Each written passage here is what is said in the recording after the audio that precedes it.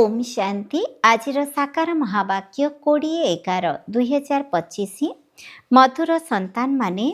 बाबा तुम मानकु शांति एवं सुखर संपत्ति देवाई आसी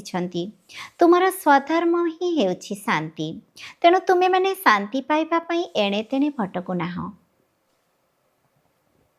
प्रश्न एबे तुमे माने 21 जन्म पई असरंती संपत्ति सह ओजन हेबार योग्य हेउछ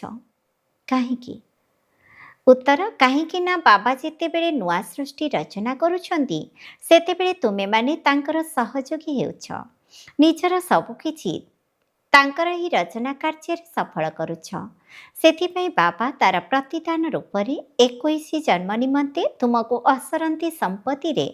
एपरि ओजन करुछंती जहा फल तुमर केबे हेले धन विषय नाही दुख मध्य आसे नाही किंबा अकाल मृत्यु मध्य हुए नाही। धारणा पाई मुख्य सारांश 1 नंबर एही आखि द्वारा शरीर सहित जहा किछि देखा जाउछि एसबु भस्म होई जिवो सेथिपई निजर सब किछि सफल करिबाकु हेबो। 2 नंबर बाबांक ठारू पूरा संपत्ति पाइबा पाई पाठ पढ़िबाकु हेबो सर्वदा निज भाग्य को स्मृति रे रखी ब्रह्मांड अथवा विश्वर मालिक हेबाकु पड़िबो। वरदान बाहा ड्रामा बाहार स्मृति द्वारा अनेक आत्मांकर सेवा करुथिबा सदा खुशी बासिया हुआ। यही ड्रामार कौनसी भी दृश्य को देखी जदि बाहा ड्रामा बाहार स्मृति रहिबो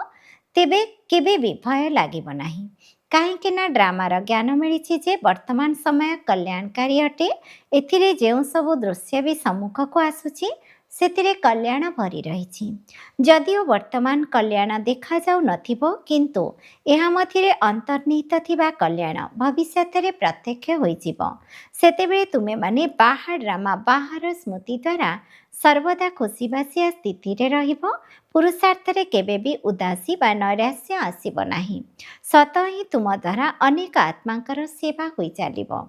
स्लोगान शांतिर शक्ति ही मानसिक सेवार सहज साधन अटे जेउठी शांतिर शक्ति रही सेठारे संतुष्टता रही। अव्यक्त इशारा अशरीरी अथवा विदेही स्थितिर अभ्यास को बढ़ाओ जेते जेते तुमे अव्यक्त लाइटर स्वरूप रे स्थित होथिबो से अनुसार शरीर ठारो ऊर्ध्वरे रहिबार अभ्यास थिबा कारणरो जदि 2-4 मिनिट मध्य अशरीरी होइछिबो तेबे जानि निय जेपरि 4 घंटार आराम नेइछ एभଳି समय मध्य आसीबो जाकि निदरे सोइबा परिवर्ते जदि 4-5 मिनिट पई अशरीरी होइछिबो तेबे तुम शरीर को आराम मिलिछिबो एवं लाइट स्वरूपर स्मृति को मजबूत करने द्वारा हिसाब किताब चुक्त करिबारे मध्य लाइट स्वरूप होइछिबो। ओम शांति।